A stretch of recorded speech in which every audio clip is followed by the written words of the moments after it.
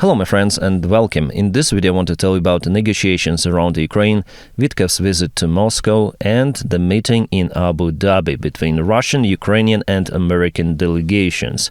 But let's start from Europe, because Davos meeting opened so many questions about security of the European continent or the part of the Eurasia. And judging on rhetorics coming from the high-rank officials of European Union, all of those prime ministers and presidents, plus rhetorics of NATO, Mark Rutte himself, they are very flattering towards even re-establishing the communication with Putin, which is kind of the harmful thing to do. And that is what Putin wants. He wants his actions to be partially legitimized by those European officials who would like to speak and make business as usual with Putin. Not just Viktor Orban, but we heard the same rhetorics from the other main European officials, like, for example, even Belgian Prime Minister, who said that there should be even some of the cooperation done with Russia, and miraculously from the Chancellor of Germany, Merz, who stated several days ago that there should be some sort of the neighboring relations built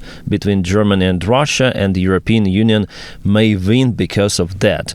We already passed this time. Those relations, so-called good, were already before between Germany and Russia. Then Angela Merkel was the Chancellor of Germany. Then Germany bought lots of the Russian fossil fuels, mostly gas, to fuel its economy, to make production cheaper. But by doing so, Europe spent lots of the money to fuel the Russian war machine. So what we have now is been built by Europe. I mean, the Russian army, Russian resources. Putin invested a lot into reforms which were happening for decades, but Europe was sleeping. Europe was covering its eyes, even with Russian occupation of Crimea. There was no prompt reaction and business continued as usual. And Ukraine wasn't even given the chance to join NATO.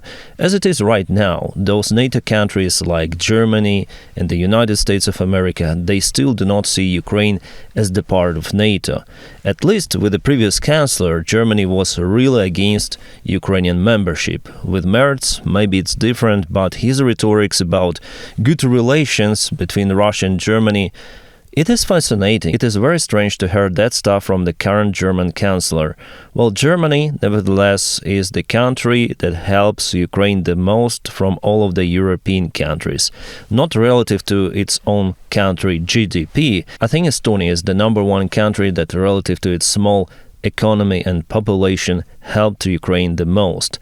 Well, maybe they understand the threat coming from Russia and the possible consequences for them personally. That's why they help. I think that the people in the other Baltic countries, they also figure out that it's better to help Ukraine right now than to fight Russia later on their own territories.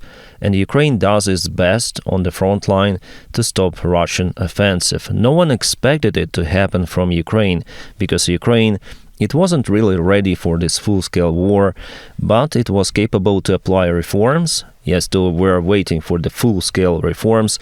I just hope that with a new defense minister, those will be achieved. And there are multiple of the political changes, especially recently, thanks to maybe even corruption scandals. There are some of the changes. And I see how rhetorics of Zelensky also changed, especially in Davos. So Ukraine does its best, absolutely. But Ukraine needs more help from our friends, our partners. I don't see the huge support. Not only that, but Europe should be ready for the full-scale war. That's the current reality.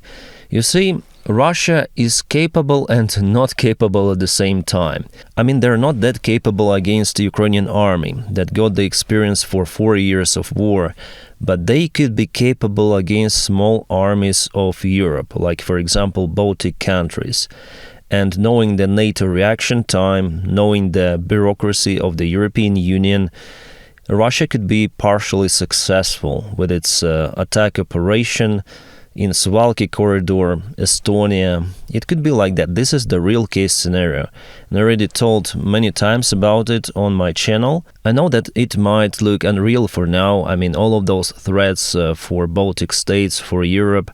But I see what Russian propaganda and what Russian officials are saying. They repeat the same narratives as they mentioned before the full-scale aggression against Ukraine. They started to speak about it like 1 year ahead of the full-scale attack, that there are Nazis in Ukraine or something, and absolutely same they say for Baltic states. So because our partners in Europe, they don't watch probably Russian TV, but they're very slow with their reaction to this threat, a real threat, military one coming from Russia. I believe that Russia has this window to attack Baltic states, I think this year or maybe the next one. I think that this operation will happen. It is going to be not as in Ukraine with hundreds of thousands of the troops, maximum 100,000, but those will be specially trained forces with military experience, and they will operate lots of the drones. Sadly, but our European colleagues, they also do not apply army reforms. They do not apply FPV drones in every sort of the battalion, in every sort of the military unit, because it doesn't matter what they do there, infantry units. They must have drones.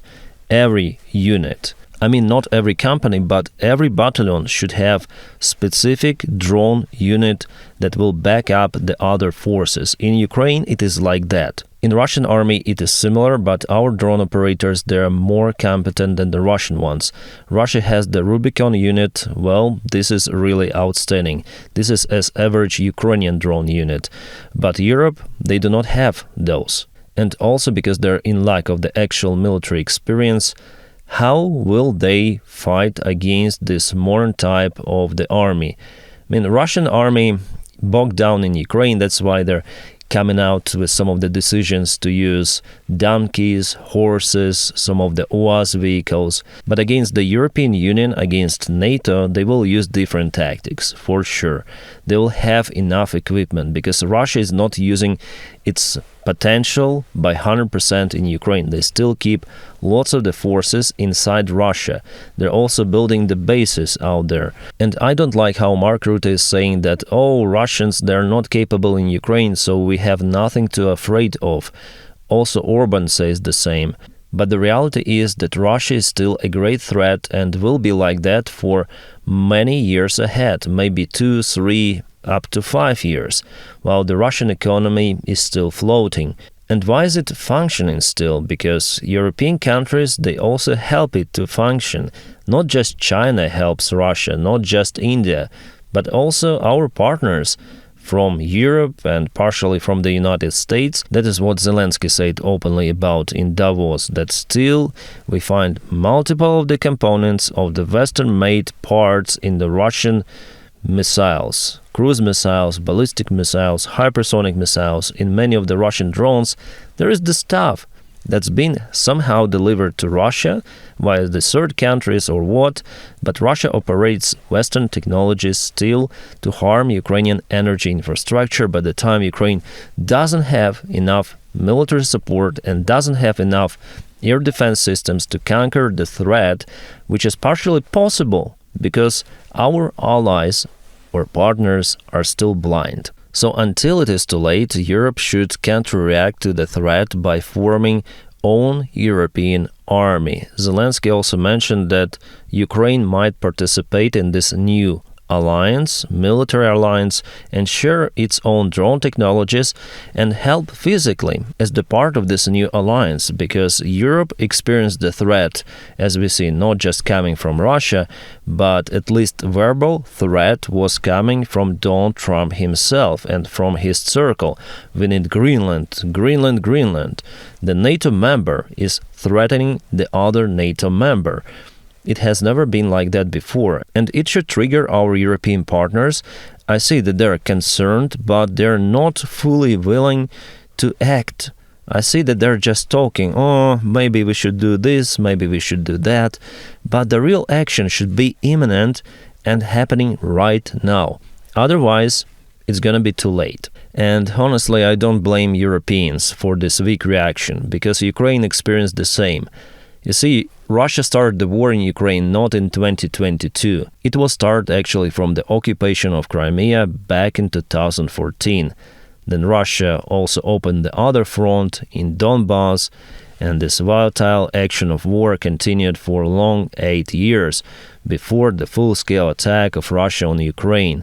So actually the war is ongoing for 11 years. But before the full-scale attack on Ukraine in 2022, many of the Ukrainians, they still were even pro-Russian, especially those who were living in the southern area, eastern area of Ukraine, and they were voting for pro-Russian parties. Those parties were presented in Ukrainian parliament. Even Putin thought that Zelensky is pro-Russian because his rhetoric was like that we should respect the Russian language, that we should respect Russian church, which Russia is using to brainwash Ukrainians.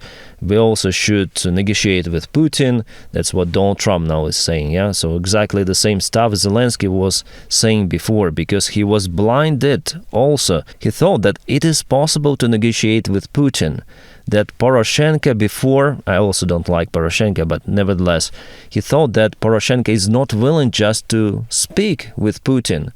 You know, we need to speak with this villain to resolve the issue, and there will be peace. Peace, first of all. Yeah, remember it was the election year back in 2019. Then Poroshenko and Zelensky, they were at the stadium, the biggest stadium of Ukraine. And Zelensky, in front of people, he asked Poroshenko, why the war is still out there? So in a way, he shared this guilt for the start of the war for Poroshenko. But now Zelensky understands that Putin wants Ukraine to be no Ukraine, but the part of Russia. That is Putin's goal. And no matter what you do, but you cannot negotiate with Putin. Donald Trump still doesn't understand that, sadly. But Zelensky, at least, he understands and he sees the real threat. He absolutely changed his rhetorics from the time of the election. And Putin thought by the time, oh, if Zelensky is the Russian speaker, if he has some of the actors for his business quartal projects on TV coming to him from Russia, so he has partially business in Russia, maybe he's a great pro-Russian guy. And those ex-Ukrainian officials who fled Ukraine, they even called Ukrainians to vote for Zelensky. That is how Putin was sure that he might bring him Ukraine just like that, without any sort of the military action.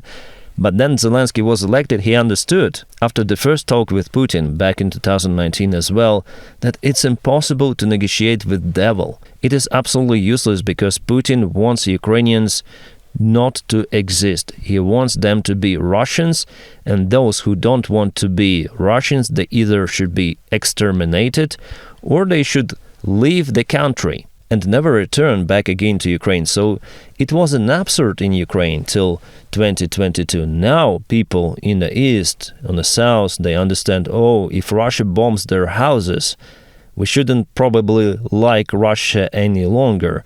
And they're totally opposite now. They hate Russia because they see the real face of the Russian world, of the Russian peace. And behind the words of liberation from Nazi Kiev regime, they really want to occupy and destroy people. So if there was even this reaction from Ukrainians back then, now we understand, yeah? But back then, no. So what should we expect from Europe? And in general, the more we go to the West from those ex-Soviet countries, the less understanding it is for people that Russia is definitely a threat. They read those kind of the, let's call them, conservative media or far-right media, sometimes even far-left. Yeah, I'm not saying that everyone is reading this stuff, but it is getting popular because it's been supported by the Russian propaganda. Russia finances AfD and all of those crazy parties together with the media, also connected to those parties.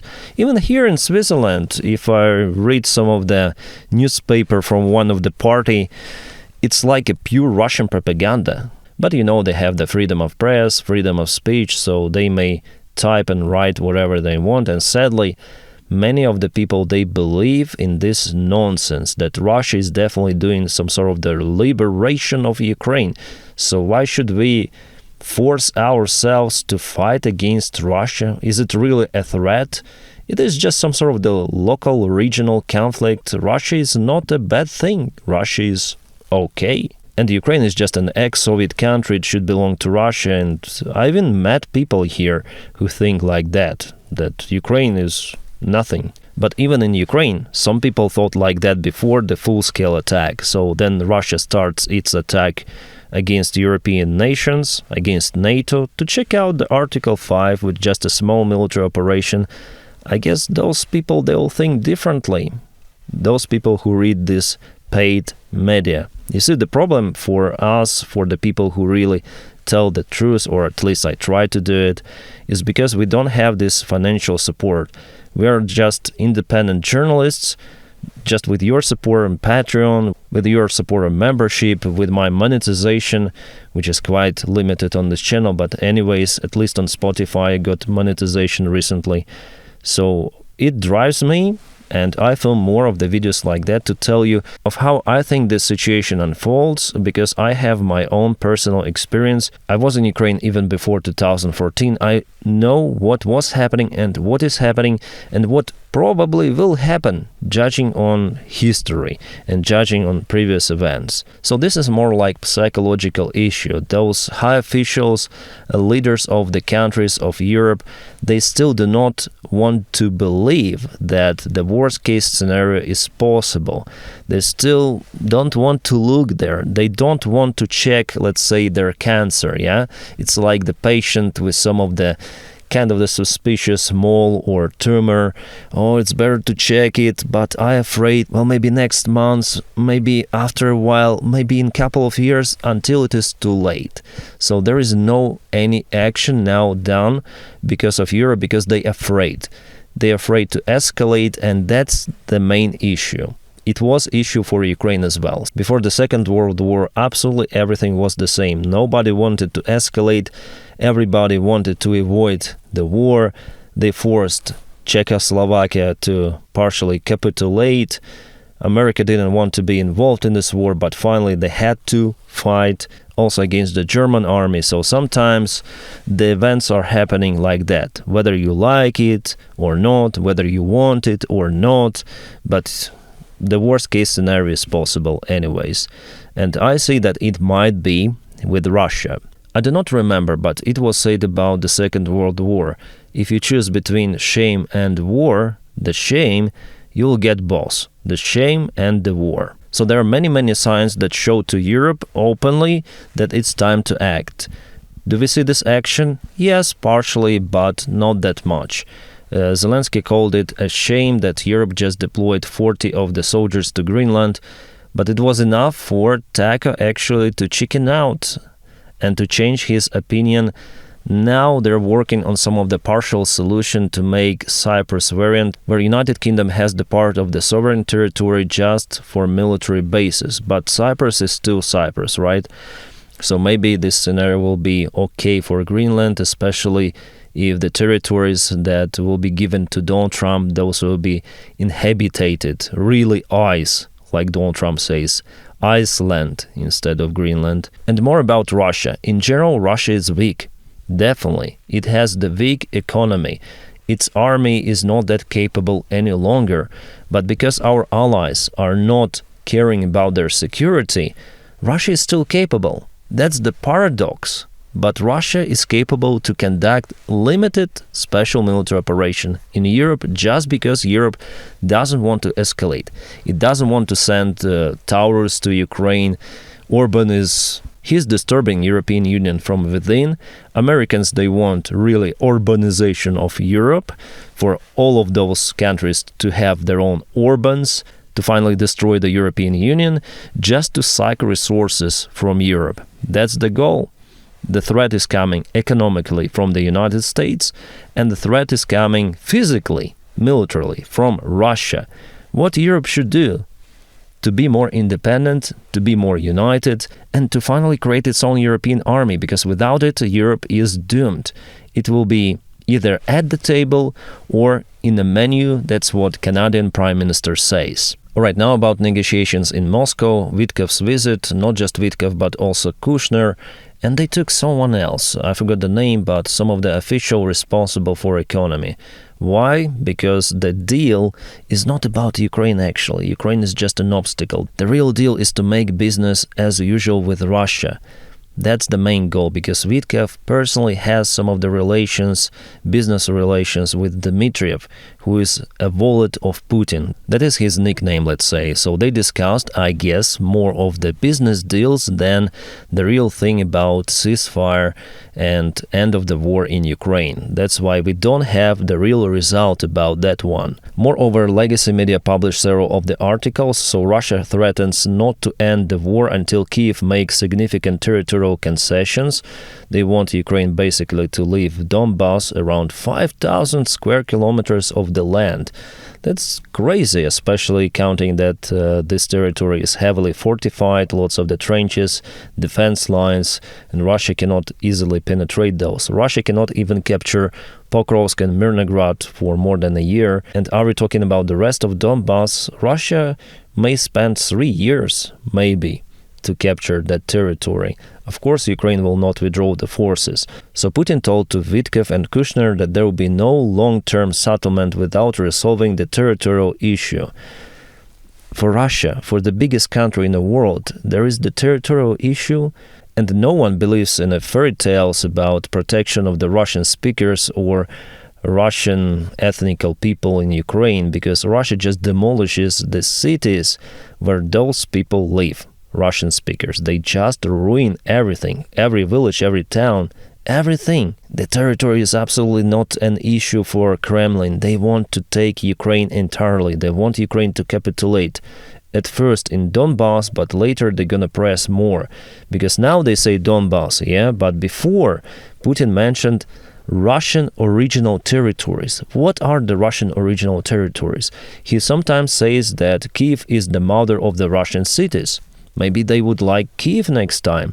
So it's no-go situation for Ukraine to give up those territories of Donbass, for sure. Yuri Ushakov, who is the foreign policy advisor of Putin, emphasized that Russia will not weaken its demands for withdrawal of Ukraine from Donbass. Ukrainian forces, they mean. So again, they tell the same stuff. They want Donbass, and Peskov already also commented that without Ukraine withdrawing from Donbass, the peace is not possible. But it is not the secret that even after withdrawal, the peace will not be achieved, because we all understand the real thing behind Russia, real Russian and Putin's ambitions. Ushakov also commented that it's not clear whether representatives of 3 countries will be presented in the same room in Abu Dhabi. So he confirmed the meeting, but how, in what format, and Russia sent some no-name military guy there. He is not even deputy of the Russian defense minister. So again, Russia undermines the peace talks, even in trilateral variant, because their goal is not the peace. They want the war to continue, and they want Ukraine to capitulate, let's say, peacefully, without using military power. That's the best variant for Russia, because military of the Russian army, it's not capable as we see. And for Donbass, they'll have to waste hundreds of thousands of soldiers. And we have new breakthrough probably in relations between Russia and the United States, because they also held parallel talks with the United States on economic cooperation under the leadership of Kirill Dmitriev, who is the wallet of Putin, and Vidkov and Kushner, they stated here. So it's the totally separate issue from Ukraine, and Ukraine, they want to resolve this problem because they just don't like to make business as usual while people are dying. But that's the goal of Putin, to restore economic relations with the United States, to cooperate in different sectors, in oil trades also. Putin wants sanctions to be lifted from Russia. At the same time, he wants the war to continue. That's his major goal, and I see maybe he could be partially successful in the next 3 years, because Donald Trump says that idea of Putin to give $1 billion as the entry fee to the so-called peace board or board of peace. It's an interesting idea, Trump mentioned, but Putin wants just those money to be unblocked, and for that he is willing to pay some fee for Donald Trump personally. And knowing how greedy Donald Trump really is, he might agree even on that. As many of the media services reported, in Abu Dhabi, they will discuss $800 billion help to restore Ukraine after the war, but it will only be granted if Ukraine agrees to withdraw the forces from Donbass. So it's like this, some sort of the ultimatum. Either you continue to fight, or you agree to give up your territory to Russia, and we're gonna pay you for that. But there are no actual money out there in some special fund, so this program is not certain. Also, they speak about possible security guarantees that Ukraine obtains not just $800 billion, but also protection from the United States. They promise to support Ukrainian military and the deployment, actual deployment of the European allied forces. They're not saying whether Putin agrees on that or not, but that is what I read from the legacy media services. And they also say that for this scheme to work, at first Ukraine should agree to give up territories. It actually sounds like a pure scam.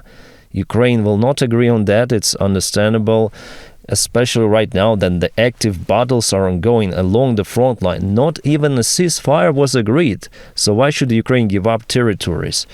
The war is not over. The war is not even frozen for those talks to appear. That was the demand from Europe and from Ukraine. We at first need the ceasefire. Actually, it was demand from Trump at first. Remember the first meeting between him and Zelensky in Oval Office. Then Zelensky was reacted kind of harshly. He thought that ceasefire is not possible with Putin. Actually, it's not possible. But Donald Trump insisted for Zelensky to accept the ceasefire, and finally Zelensky said yes. But Putin is not saying yes at the same time. Putin continues the war, plus he even gets some of the rewards for that. While Donald Trump sometimes he harms Russian economy with sanctions, and with capturing Russian oil tankers and the tankers of the Russian shuttle fleet, but it is only because Donald Trump wants to sell his own oil. It is only because those tankers are not legitimate ones, and Donald Trump just so greedy that he doesn't care about Putin's relations about particular case. But if it is about new deals, new money, potentially, Donald Trump is actually okay with Putin, and he personally has this connection with Putin. I mean, he likes dictators and Putin personally. He thinks that he is a true leader, and that's why he met Putin in Anchorage with this red carpet that was put there by American servicemen. Reuters also says that Putin's main demand for Ukraine to surrender 20% of the remaining Donetsk region, which is still under Ukrainian control, and Ukraine controls roughly 5,000 kilometers, that's what I mentioned. So for now, it's the main obstacle in negotiations. Is it something new? Absolutely the same. Legacy media states again and again the issue of the territorial concession from Ukraine, but it's understandable that it's not profitable for Ukraine. Zelensky mentioned once that Ukraine may withdraw the forces from Donbass if Russia withdraws its forces from the occupied regions of Donbass as well. So the region should be absolutely demilitarized and de facto stay under Ukrainian control. Then Donald Trump mentions free economy zone, or the same we heard from Davydov. Zelensky says that it should be done like that, and after it Ukraine should obtain reliable guarantees. But what are the guarantees nowadays? Then again, one of the NATO member country threatens the other one verbally, but it was happening. So, of course, Russia should not be trusted, and unfortunately the United States of America, under the current White House administration as well. Ukraine should not agree on the scam projects presented to Ukraine by Davydov or Dmitriev or Putin himself. It's all about capitulation, and maybe ceasefire of the war till the end of the Donald Trump's presidency, in the best case scenario, but later on the war will continue. So in the current variant, it is understandable that those peace talks, they mean absolutely nothing, and the main goal is just to establish economic connections between Russian representatives and the United States representatives of the clan of Donald Trump. They want to make some shadow schemes behind the curtain by the time Putin continues his war in Ukraine. Unfortunately, guys, there will be no peace in Ukraine for this year, maybe not even the next one. But Russia will be stopped finally. There are actually two variants of how Russia might be stopped in this war. First one, the Russian army is being stopped physically on the front lines. And the second variant is that Russia will not be capable to sustain its army. So Russian economy will collapse. And Russia is on the way to it. For sure it will happen, but not in the next coming years. This year will be the first one for stagflation of the Russian economy, but it will go down deeper and deeper with each year. And Putin is not forever. Putin will be changed, but I think that because Russian society is sick of this chauvinism virus and because Russian elite remains the same, they might come out with different Putin. So I would not say that it's the huge factor. I mean, not a single guy is responsible for what is happening. He is still a main one. He's the autocrat leader of Russia. But Russia may continue this war even after. So the main factor is the capability of the Russian army based on the Russian economy. And Ukraine does its best to hit Russia really hard. All of those refineries, all export ports, tankers. I think Ukraine should continue like that. There will be some sort of the maybe energy ceasefire discussed. We'll see how it goes. The previous ceasefire didn't last for long. Russia violated it. And Russia is, I would say, more or less successful in terrorizing Ukrainians. But Ukrainians, they still do not like Russia. If Russia harms Ukrainian towns, villages, cities, if Russia destroys power plants, cuts water, everything, people just hate Russia more. Putin and Russian soldiers, they donate more for the Ukrainian army. So this is completely upside down effect that Russia wants to achieve. I still wonder why Russia does it. For the 4 years of war, they haven't achieved the goal in grinding down Ukrainians for them to call, "Oh, Russia, please come, we'll accept you. You destroyed our normal living, but we need you because we cannot live like that any longer." No, Ukrainians, they are angry on Russia. They're sad about this situation as well, but they are not calling for Russia to come. They're not calling Ukrainian government to resign because of the Russian strike. So this strategy is totally useless. Nevertheless, Russian stupid officials and Russian military command, they continue to do it. For whatever reason, I don't know. It was happening like that even during the Second World War. Then Hitler bombed London with those sophisticated missiles, resolving also absolutely nothing, just causing casualties and destructions. Yeah, sorry guys, the battery is depleting. I need to go to my office to film one more video for you. I will publish it a few hours later after this one. So thank you for making my job possible with your kind support on Patreon, on membership, also with your likes, subscriptions. You are awesome guys, you are the best. Thank you so much. I wish you all a peaceful sky wherever you are and have a great time.